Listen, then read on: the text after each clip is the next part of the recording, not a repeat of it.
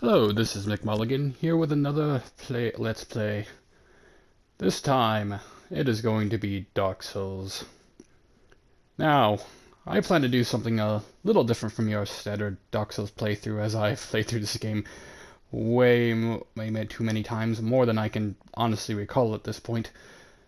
And I'd like to, instead of just, playing through the game like a normal person would, we're going to be taking a look at the lore of the game as we go through, reading the item descriptions, looking at things, and taking the world for what it is, rather than just smashing our face against the wall that is the bosses in this game.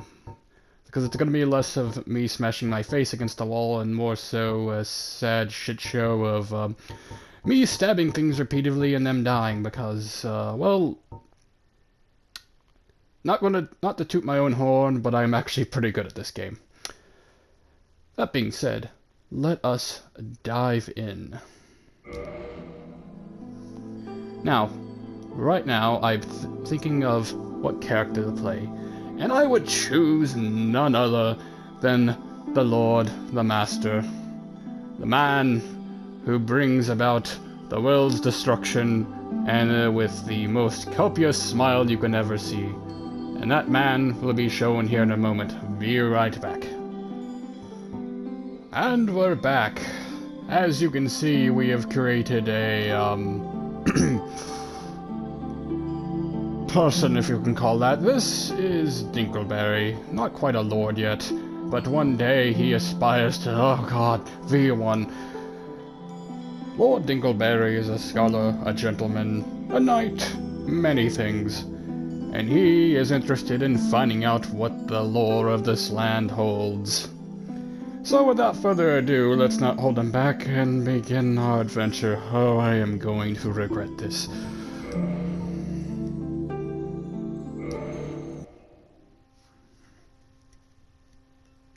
In the age of ancients, the world was unformed, shrouded by fog.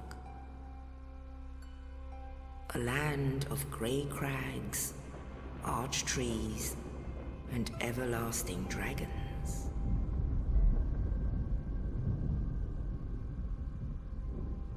But then there was fire, and with fire came disparity.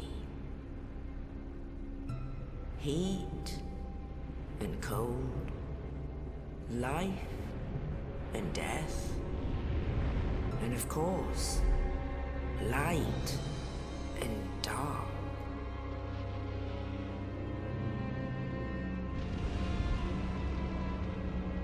Then from the dark they came and found the souls of lords within the flame.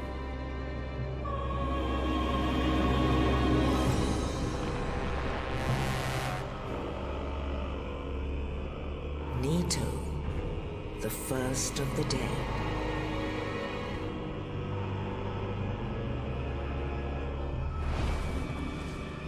The Witch of Izalith and her daughters of Chaos.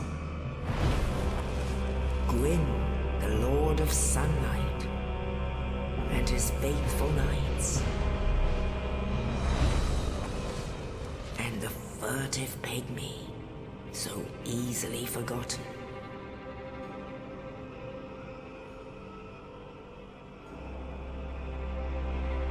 With the strength of lords, they challenged the dragons.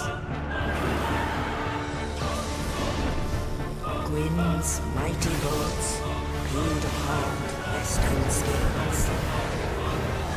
The witches weaved great firestorms. Nito unleashed a miasma of death and disease.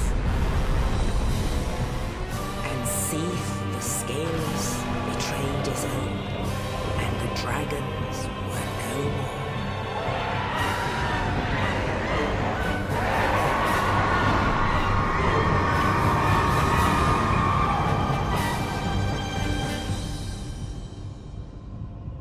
Thus began the Age of Fire.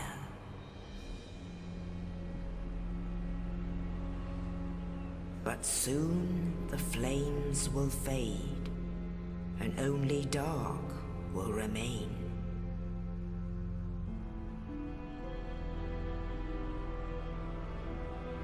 Even now, there are only embers, and man sees not light, but only endless nights. And amongst the living are seen carriers of the accursed dark side.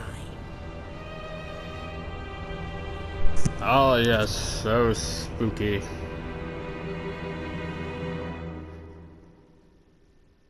Something to note while we're sitting here in this transition and this other cutscene that doesn't really have dialogue. If you're unfamiliar with Dark Souls and all the things in it, there are a lot of references to a manga called Berserk within these games. Yes, indeed. Oh, she is still The speaking. dark side brands the undead.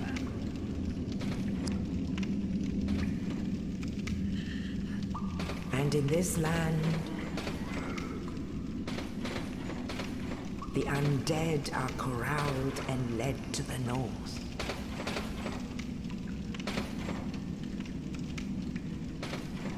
Where they are locked away to await the end of the world.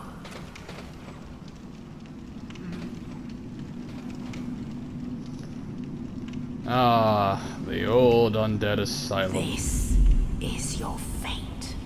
Okay, lady, you can stop speaking now. Because clearly, as we're about to see, our fate is to get out of this place.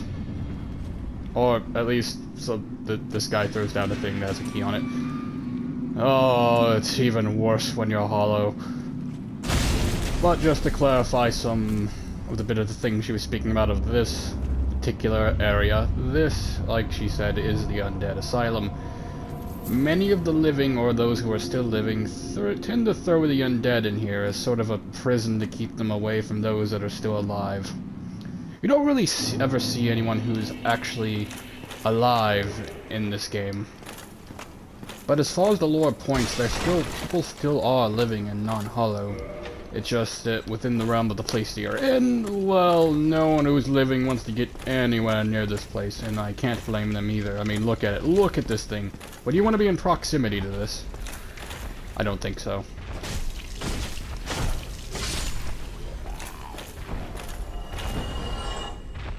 Ah yes, teasing a boss for later in the game.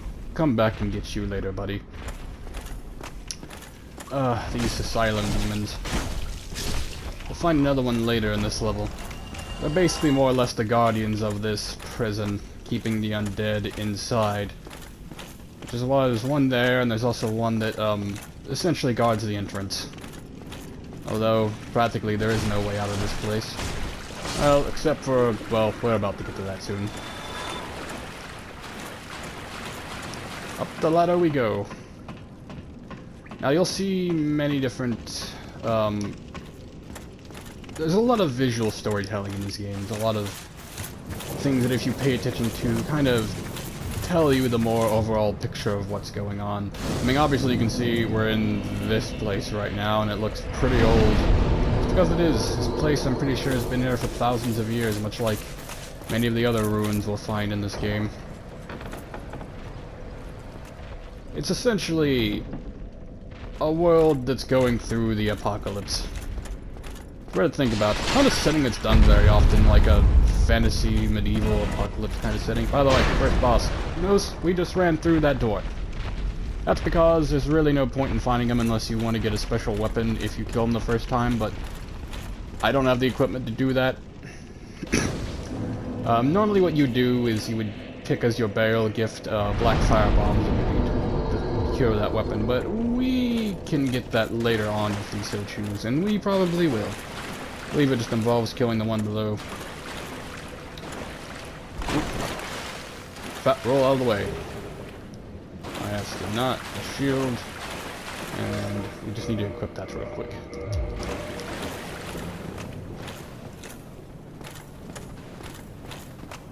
Shield, sword. This guy's gonna run away from us like a little bitch. Now, to be fair, I'm pretty sure all he has is that bow. Surprised he has enough forethought to even run away, considering I'm pretty sure most of these hollows are fairly mindless. More or less, they're kind of like zombies, except not really. It's odd. They lost their mind, they still retain a lot of their ability to use weapons, things like that, things they knew in life. Because basically how the sickness is you just more or less go slowly more and more insane as time goes on. Until eventually you lose grip on yourself and sort of just start killing anything you see around you. Speaking of which, let's look at some of this equipment we have, like this knight's armor. More of the descriptions. Basically just lower rank knight armor.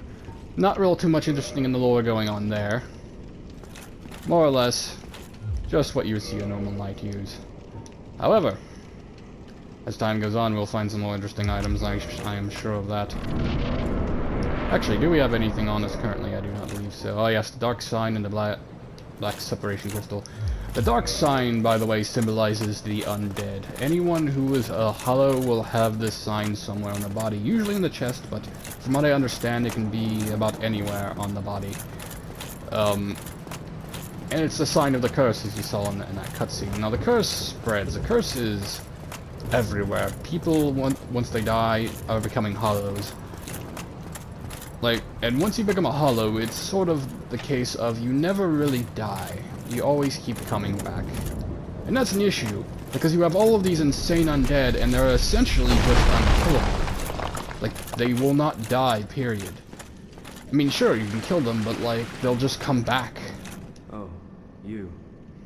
Speaking of this guy. You're no hollow. This is the guy that just busted us out. I'm done for, I'm afraid.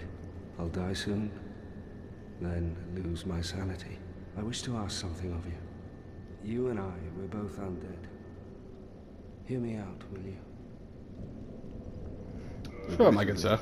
I have failed in my mission, but perhaps you can keep the torch lit. There's an old saying I don't actually have a family, torch, so that might be an issue. Thou art undead art chosen. In thine exodus from the undead asylum, maketh pilgrimage to the land of ancient lords.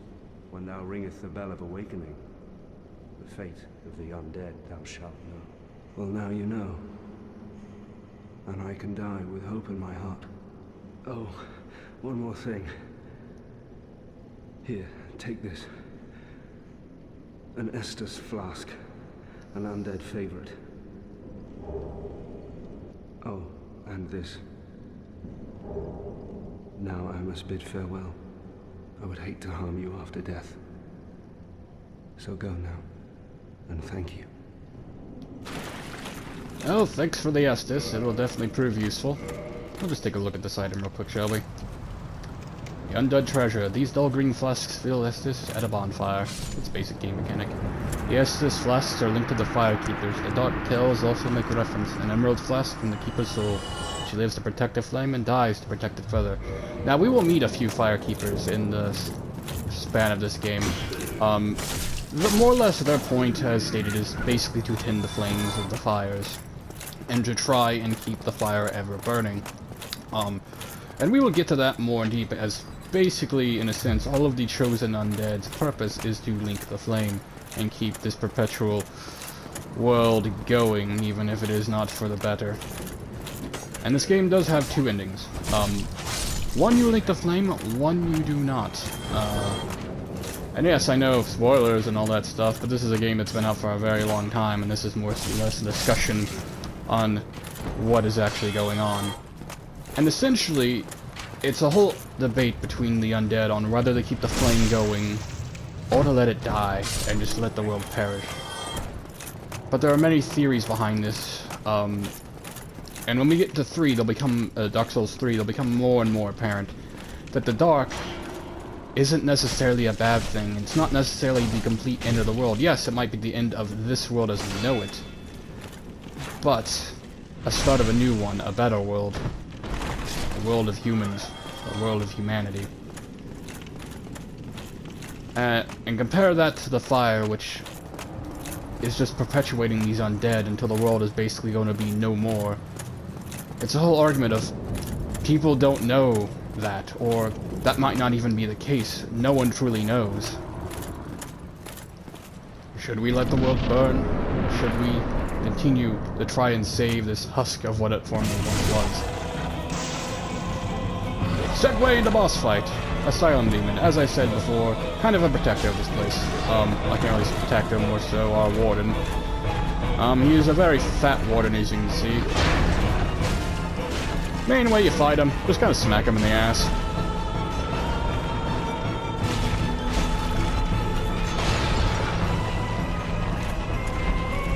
Oh boy. Oh. See, easy. Just gotta stay behind him, and, well, victory is more or less yours, which is probably a big issue in Dark Souls 2, with a lot of bosses, that was basically the strategy to it. But we'll talk about that later.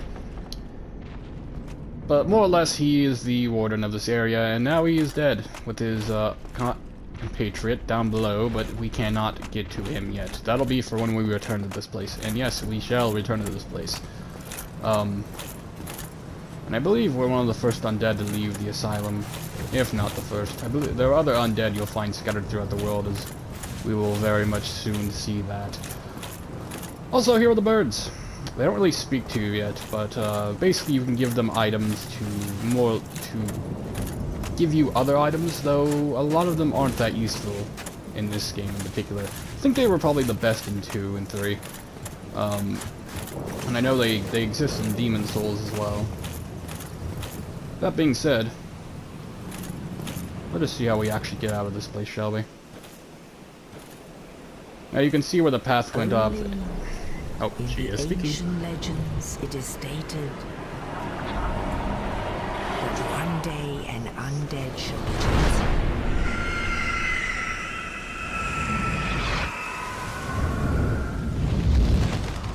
to leave the undead asylum in pilgrimage. By the way, that's all to the land of the ancient lords. Finish your words. Lordran. Okay, now I can speak. Case in point. With the visual storytelling of this world. As you could see there, when we were walking up to that and seeing the path that went up, that just tells you how long it's been. That the land itself is more or less fallen apart, and that there used to be a path going somewhere, presumably to Anor Londo itself. But has essentially been cut off. That bird carried us here, obviously, and honestly, that's one of the parts of the lore I'm not too familiar with, is what these birds exactly are.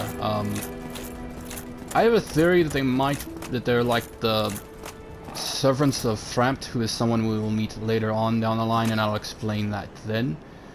But that is more or less all I really know to go off of, and I believe there are some descriptions for them later in the game. And we will come by those as soon as we, find them. But as of right now, not much to go on. Speaking of the NPCs I was talking about earlier, let's talk to this guy. What do we have here? You must be a new arrival. Let me guess. Fate of the undead, right? Well, you're not the first. But there's no celebration here. You'd have done better to rot in the undead asylum. But too late now. Well, since you're here, let me help you out. There are, actually, 2 bells of awakening. One's up above in the undead church. The other is far, far below, in the ruins at the base of Blight Town. Ring them both, and something happens. Brilliant, right? Not much to go on, but I have a feeling that won't stop you. So, off you go. It is why you came, isn't it? To this accursed land, the undead? You'd think it would kill FromSoft to give their NPCs lip flaps to where their mouths actually move when they speak, but to this day they still don't, and it's kind of annoying. Well, I think we had it in cutscenes of Sekiro, but in-game the models don't really do anything. But as he was stating, that there are two bells to be rung, one above, one below, and they are going to lead us to very, very different areas. I believe over here is an item we can pick up, unless I just picked that up like a idiot and didn't actually like pay any attention to it. So let's discuss these. Humanity. A rare, tiny black sprite found on a corpse. This black sprite is called humanity, but as little is known about its true nature. If the soul is the source of all life, then what distinguishes the humanity we hold within ourselves? So more or less these humanities are basically human life in a way, the essence of humanity.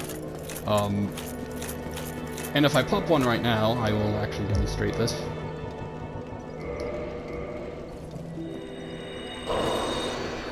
We become human.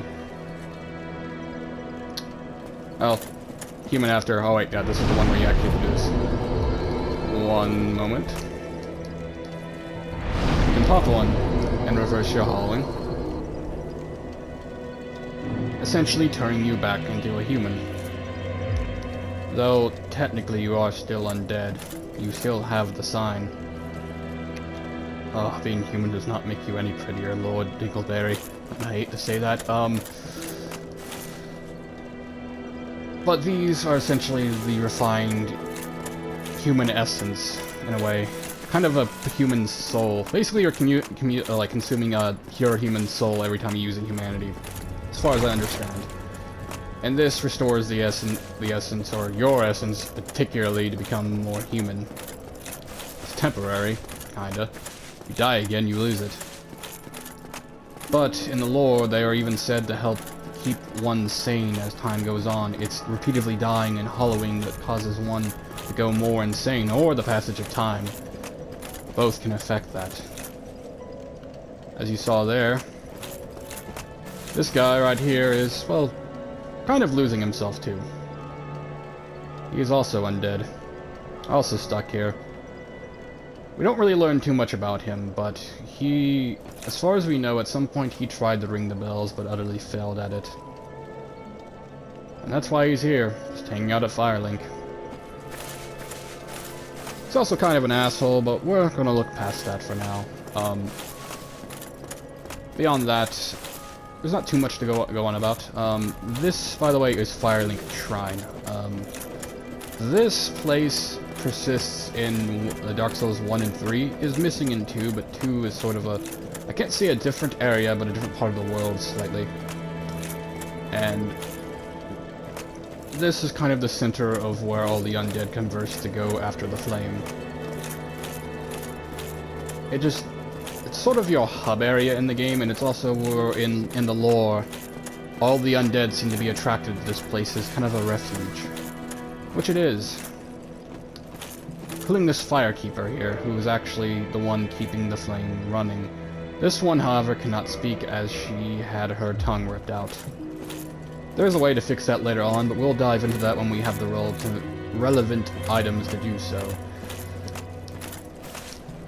Ah yes, more of these signs. There'll be some people here later on, and we'll get to that in a bit. So, from this hub area, there are a lot of different places we can go to. There's one that we're actually supposed to go to, because it's the proper level for us to go, which is that direction. There's also some other places too, like over there, where you can collect some items. It's very dangerous, however. There are a lot of skeletons. I'm actually tempted to see if I can go over there and just show all of you. Oh, and there's also this mate. He is a cleric of the white. I believe we are not acquainted. I am Petrus of Thurland. Have you business with us? If not, I'd prefer to keep a distance, if possible. Hello there. I realize that I have requested that we retain our distance, but I also want you to know that it is not meant in ill will. Here, take this, as a token of peace. No, go ahead. It's for you. Oh my, you again. Oh, I know. How Basically about gave us this? a copper because he I have thought to we were awake poor. my companions here anyway. So what if I were to teach you some miracles? Would that please you? I see. Don't see why not. Very well. Then first, a covenant with the gods. Now let me share my miracles. Only their ultimate effectiveness will be determined by your efforts and your faith. Already part of this covenant. This guy can more or less just teach you a bunch of the miracles, which are essentially these faith-based spells that you can find throughout the game or being sold to you. Some of them can be fairly useful, and there's different forms of magic within the game. I'm not going to be focusing too much on those, but I will talk about a bit of the lore Come behind again. them and how they The work. effectiveness of the teachings depend upon your faith. Essentially, how miracles are ran is people made pacts and covenants with the gods, and the gods in this world are not necessarily all powerful. They're a race, more or less, of like super beings, and many of these rule over the older states of man. And something to note in that regard is we're not technically a normal human, even like before we were undead. We're something called a pygmy. Everyone's essentially a pygmy in this game, or at least all the NPCs you meet. And the thing about that is we're about half the size of what the humans were. Now, as to why pygmies were a thing, not much is known. However, we will find some of the enemies in the game might seem like very large humans. This is not the case. We are just really tiny. Basically, if I'm talking in D&D terms, everyone is essentially a halfling. Everyone. Me, the guy we talked to, both the guys we talked to earlier, the Firekeeper, we're all pygmies. These half-sized humans that sort of keep persisting. And I believe there are races even outside of humans that are essentially pygmies anymore. And many of the bosses we'll find in this game will be very large humanoids. And some of them are large even for humanoids, but that's because those are the actual true giants. Or the gods. Lord Gwyn we saw in the opening cutscene is one of the race of gods that exist. And they have a lot of power. A lot of power. All the faiths, all those faith spells came from that race. They were essentially gifted this magic to humanity as more or less a way to give their followers more power. Kind of like a Warlock's Pact in a D&D sense. Only it doesn't have to necessarily be too direct. I mean, that man just basically said, join this covenant, I will teach you faith spells, and you don't even necessarily have to be part of a covenant to have these faith spells. That is because it is just another form of magic that was gifted to us. It just so happens to be that of that essential race that Gwyn was and his family was a part of.